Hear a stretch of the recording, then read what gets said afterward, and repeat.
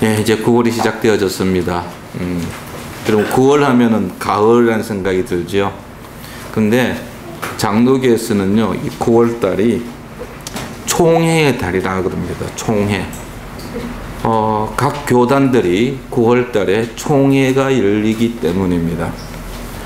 올해 총회는 이제 다음 주 월요일 14일에 대부분 장로교회 총회가 열립니다. 각 노회 또는 교회 지도자들, 대표자들이 모여서 주요 안건들을 의논하고 그리고 아주 중요한 결정들을 내리게 됩니다. 총회에서 결정이 나면은 그것이 각 노회나 각 교회에 이제 알려지게 되고, 자, 교회에서는 그 총회의 결정을 따르도록 되어 있는 것입니다. 근데 하나 아쉬운 점이 있습니다. 그게 뭐냐면은 총회가 너무 비대하다는 겁니다. 숫자가 많아요. 제일 큰 총회 모임이 이제 합동이나 통합식인데요. 이때 모이는 그 총대 숫자가 약 1000명입니다.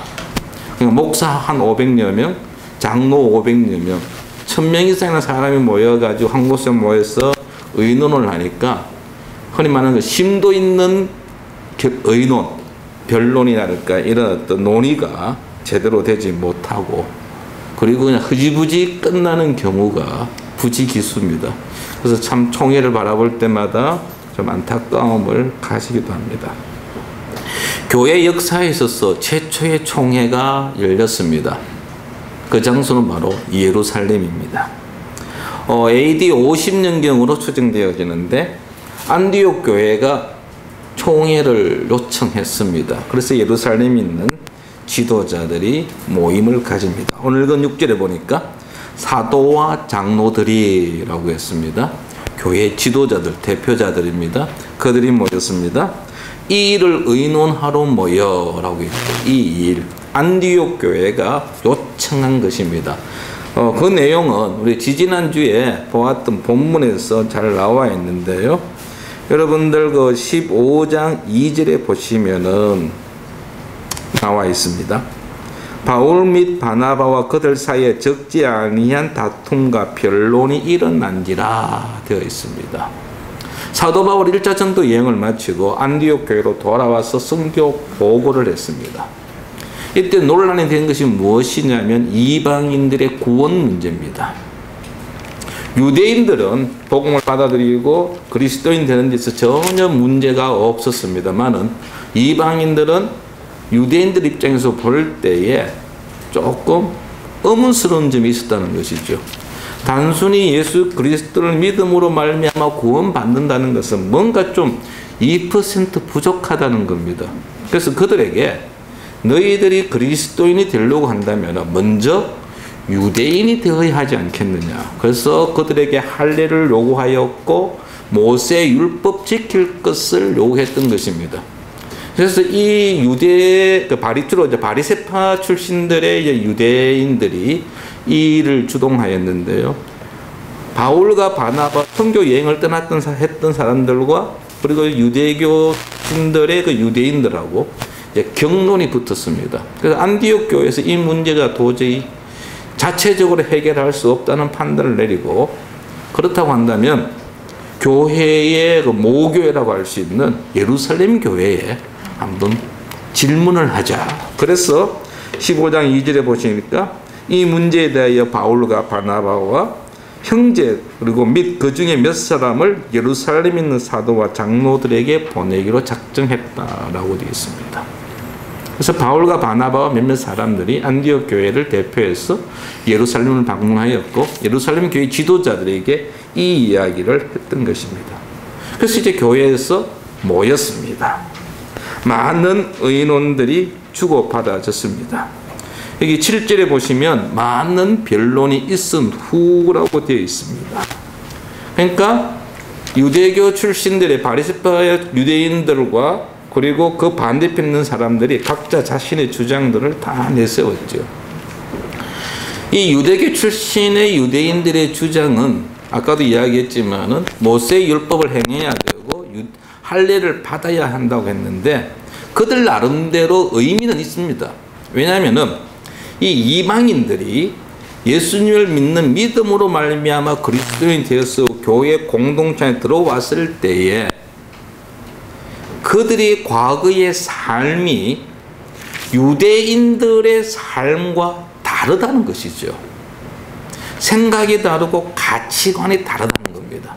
그래서 어떤 그 유대교의 전통을 알지 못하는 그들이 교회 안에 들어왔을 때에 좋은 영향력도 미칠 수 있겠지만은 혹 악한 나쁜 영향력을 주지는 않을까.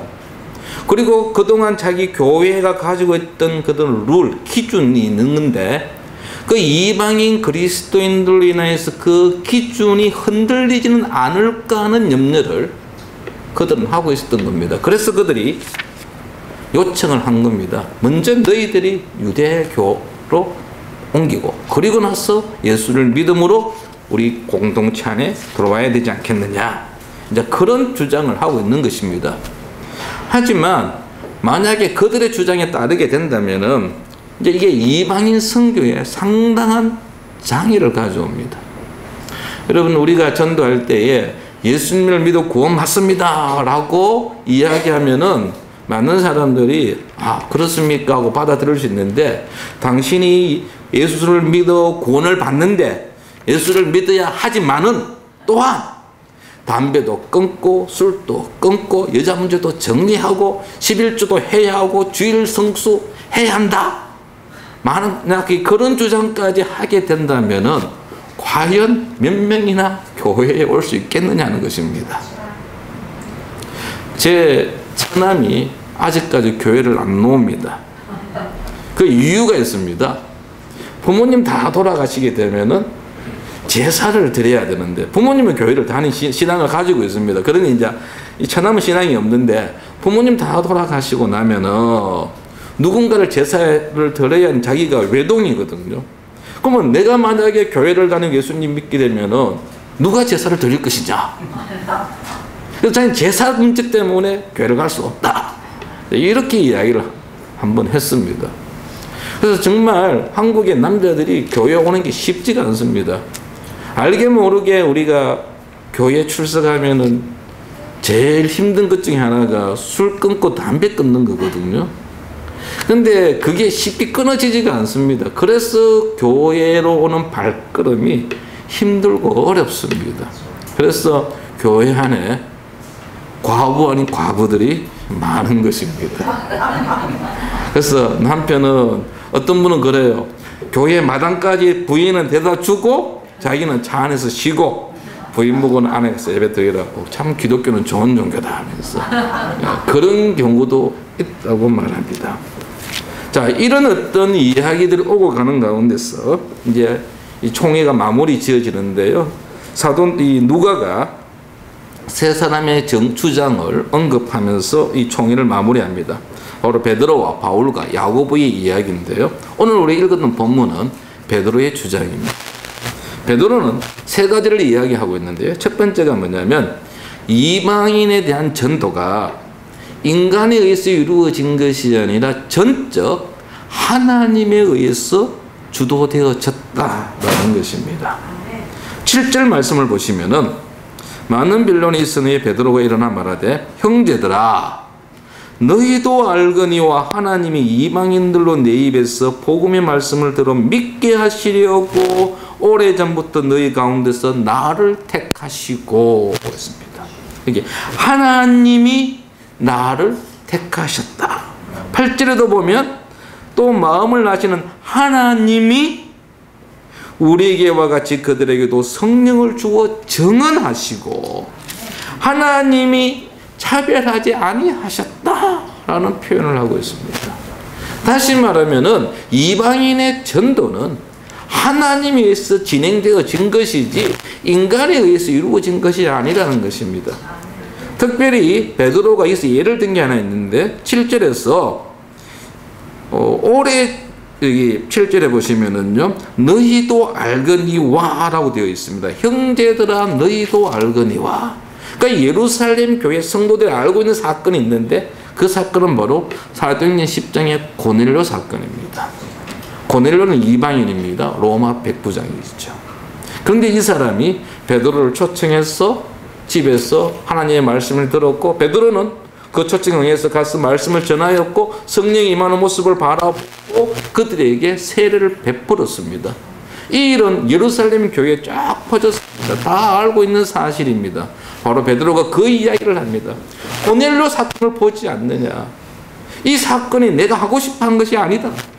이것은 전체 하나님께서 나를 택하여 부르셨고 보내셨고 그들에게 세례를 주게 하신 것이고 그들에게 하나님께서 성령을 주셨다.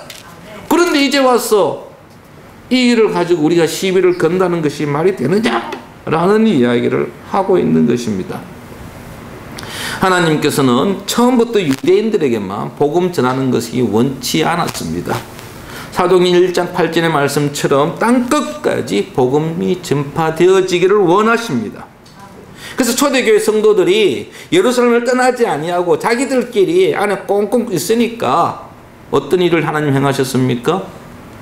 스데반을 죽게 하고 박해를 주셔서 그들로 하여금 흩어지게 하셨다라는 사실입니다. 사도 바울과 바나바를 이방인 지역에 보내어서 복음을 전하게 하신 것도 하나님이셨습니다. 성도 여러분, 하나님께서는 아직도 복음을 듣지 못한 지역에 우리가 가서 복음 전하기를 원하십니다. 이 일을 위하여 저와 여러분을 택하셨습니다. 그런데 복음을 전함에 있어서 여러분 대상을 구분하지 마십시오. 이 사람은 복음을 들을 수 있는 사람이구나 해서 가가지고 잠깐 시간 있습니까? 하고 복음을 전하지 말고, 비록 상대방이 내하고 마음이 맞지 않고 보기만 해도 좀 뭐하고 고개 돌리고 싶은 사람, 미움이 가득 차 있는 그런 사람도 우리는 찾아가서 복음을 전해야 한다는 것입니다. 나를 좋아하고 나를 인정해주는 사람뿐만 아니라 내가 싫어하는 사람, 내가 미워하는 사람에게도 우리는 복음을 전해야 한다는 것입니다. 성령께서 이끄시는 대로 우리는 가야 하고 전해야 합니다. 두 번째로 베드로는요, 하나님께서 우리를 구원함에 있어서 그 구원의 방법에 있어서 이방인들과 유대인들을 차별하지 않으셨다라는 겁니다. 자, 9절에 보시면 믿음으로 그들의 마음을 깨끗이 하사 그들이나 우리나 차별하지 아니하셨느니라 했습니다. 아멘. 그들이나 우리나, 그들은 이방인입니다. 우리는 유대인입니다. 하나님이 우리를 구원함에 있어서 유대인에게는 이런 조건을 요구하시고 이방인들은 다른 조건을 요구하신 것이 아니라는 겁니다. 똑같은 조건을 내세웠습니다. 그것은 바로 믿음입니다. 유대인도 믿음으로 말미암아 구원받고 이방인도 믿음으로 말미암아 구원받는다는 말씀입니다. 하나님께서는 이방인이라고 하여서 무엇을 요구하지 아니하셨다라는 이야기입니다. 하나님께서 차별하지 않으셨다고 말한 베드로는요, 한 걸음 더 나아가서 유대인들을 향하여 질책합니다. 바로 10절입니다. 그런데 지금 너희가 어찌하여 하나님을 시험하여 우리 조상과 우리도 능히 매지 못하는 멍에를 제자들의 목에 두렸느냐. 이 멍에라는 것 아시죠? 뭐 시골에서 안 사신 분은 잘 모르실지 모르겠지만, 소에다가 멍에를 씌우잖아요. 어떤 물건을, 마차를 끌게 한다든지 아니면 쟁기를 끄게 할 때는 멍에를 딱 세워가지고 끌게 합니다. 이 멍에라는 것은 종교적인 의미로 사용되어질 때 어떤 의무를 이야기합니다. 부담스러운 짐을 또한 가리키기도 합니다. 여기에서 멍에는 할례를 행하는 것이고 율법을 지키는 것입니다. 할례를 행하고 율법을 지키는 것을 베드로가 멍에라고 한 것은 그것이 그만큼 힘들고 어렵다라는 것이죠. 그런데 유대인들도 율법 지키는 것을 제대로 하지 못하고 있다는 것입니다. 그러면서 자기는 하지 못하면서 왜 이방인들에게 그것을 요구하느냐라는 이야기입니다. 자기는 지키지 못하는 그 율법을 이방인들에게 요구한다는 것은 말이 안 된다. 어불성설이라는 이야기입니다. 한 걸음 더 나가 베드로가 이야기합니다. 지금 너희 유대주의자들이 주장하는 것은 하나님을 시험하는 일이다 라고 경고하고 있는 것입니다. 여러분, 교회 안에서는 그 어떤 차별도 있어서는 되지 않습니다. 사회의 지위에 따라서, 소득에 따라서 차별해서는 되지 않는다는 것입니다. 어리다고 해서, 늙었다고 해서 구별해서도 되지 않습니다. 하나님이 차별하지 않으셨는데 왜 우리가 차별해야 합니까? 교회는요, 모든 사람들에게 다 열려 있어야 합니다. 사실인지 아닌지는 모르겠지만 여기에 맞는 하나 예화가 있습니다. 한 흑인이 출장을 가가지고 다른 지역에서 주일이 되어 예배를 드리기 위해서 교회를 갔습니다. 그런데 교회 출입구에서 운전박대를 당했습니다. 이유인즉 당신은 흑인이다. 우리는 백인들만 모여서 드리는 교회다. 그러므로 당신 들어올 수 없다라는 것입니다. 좌절한 흑인이 그 문 입구에 주저앉아가지고 기도합니다. 하나님, 도대체 이게 무슨 일입니까? 그럴 때 한 분이 옆에 탁 앉아서 이야기합니다. 형제여, 나도 들어가지 못하고 있다. 보니까 예수님이십니다. 여러분, 교회는 누구든지 들어와야 합니다. 누구든지 환영해야 합니다.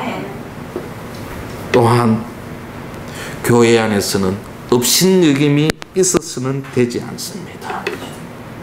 특별히 비교, 자신의 신앙을 가지고 다른 사람의 신앙에 대해서 비교해가지고 여러분 이렇다 저렇다 함부로 말하지 마시기 바랍니다.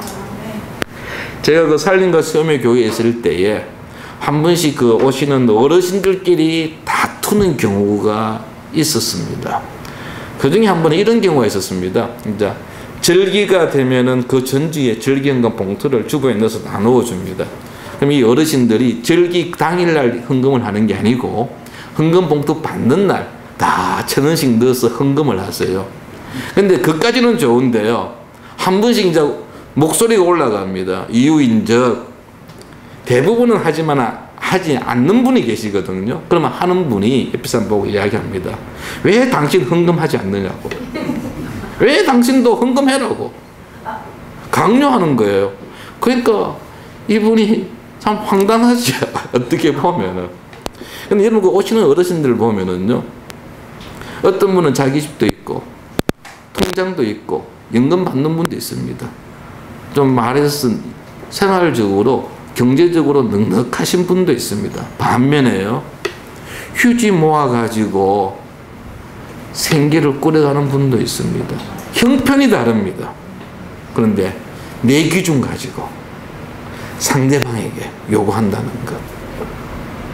유대인들이 자기들의 기준을 가지고 지금 이방인들에게 요구하고 있는 것이잖아요. 우리는 교회 안에서 내 것 가지고 내 기준을 가지고 함부로 다른 사람들을 정죄하고 비난하는 경우는 있어서는 되지 않을 것입니다. 마지막으로요, 베드로는 유대인이든 이방인이든 모두 하나님의 은혜로 구원받는다는 사실을 분명히 밝히고 있습니다. 11절 말씀을 보십시오.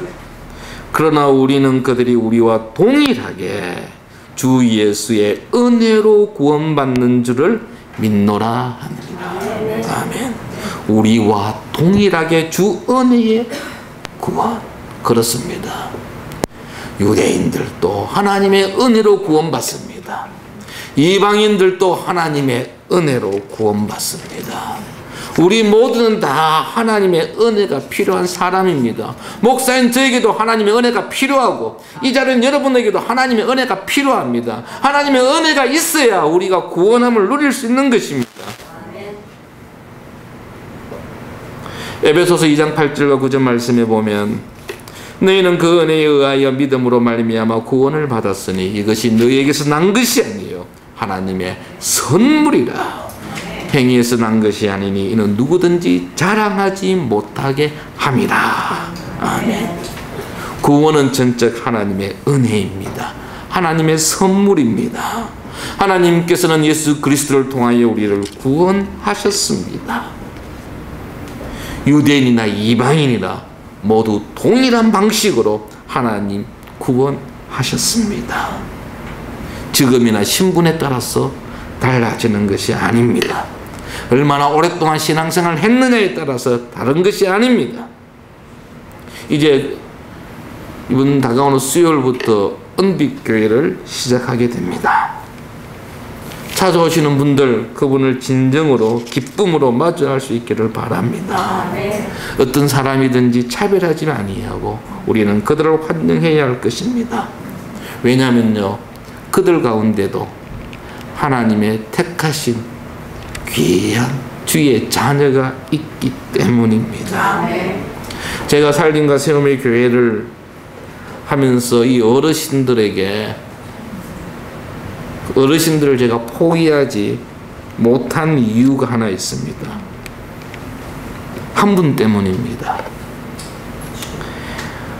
이분은 세례를 받으신 분인데요. 세례 받은 이유가 식사 한 끼 해결하기 위함이었습니다. 옆에 있던 이웃집에서 주일날 교회 가면 점심 한 끼 해결할 수 있다. 그 이야기를 듣고 그 교회를 출석했고 교회를 출석하니까 교회에서 세례를 받아라 해서 세례를 받았습니다. 근데 그 교회가 갑자기 정책을 바꾸어 가지고 이제 점심을 끊은 겁니다. 그러니까 이분이 이제 점심은 해결해야 되겠고 그래서 이제 어느 교회를 갖고 하다가 이제 저희 교회에서 그 살림과 세움의 교회 소문을 듣고 그 교회로 오셨던 것입니다. 다른 분들과 똑같이 그냥 함께 시험을 시작했습니다.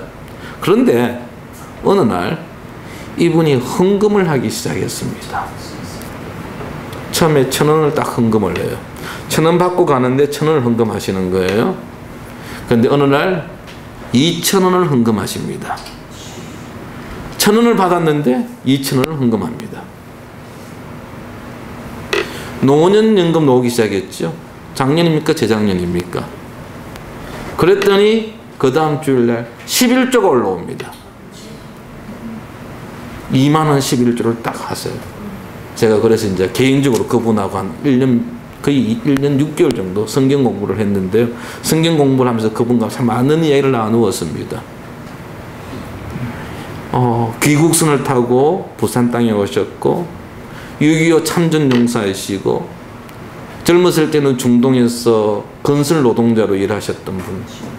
그런데 이제 개인적인 어떤 사정에 의해서 이제 가족들하고 헤어져서 부산 땅에 와서 정착해서 살고 있는 분입니다. 국가 유공자이기 때문에 6.25 참전용사이기 때문에 국가에서 나오는 돈이 있는데 그 돈 가지고 한 달에 20만 원짜리 쪽방에서 생활하시는 분입니다. 매주 점심을 제공해 주는 곳을 따라서 월화수목금토 돌아다니면서 식사를 해결합니다. 그런데 그분이 여러분 11조를 하셨다는 사실을 어떻게 생각하십니까? 그분의 2만원 11조는요 200만원 2천만원 헌금보다 더 귀한 것이었습니다. 정말 과부의 두 랩돈이었습니다. 그래서 그분이 그렇게 이야기를 해요. 목사님, 제가 이 교회에 와서 말씀을 듣는 가운데 정말 하나님이 살아계신다는 사실을 알게 되었습니다. 이제는 믿습니다. 그래서 이분이 성경 공부를 할 때 한 번도 빠지지 않으시고 혼자서 그냥 와 오시는 거예요. 저는 그분을 생각할 때마다 힘이 납니다. 아, 그래. 여기 오시는 분들 가운데 제2의 제3의 저분과 같은 분이 나올 수 있구나. 아멘. 여러분, 은빛교회에 관한 개요가 오늘 주보에 나와 있는데요.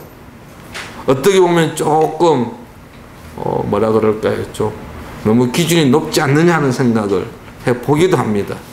하지만 그대로 이루어질 줄로 믿고 기도하는 마음으로 이 일을 시작하고자 합니다. 아멘. 그분들에 대해서 여러분 혹 편견을 가지고 있다고 한다면 한번 떨쳐버리시기 바랍니다. 혹시 이것이 밑 빠진 독에 물 붓기가 아니냐 라는 생각을 가지고 있다면 여러분 그 생각 한번 바꾸어 보시기 바랍니다. 우리의 구원은 하나님께서 행하셨습니다. 그 일을 누가 막을 수 있겠습니까? 우리 모두는 하나님 앞에서 죄인입니다. 하나님의 은혜를 필요로 하는 자들입니다.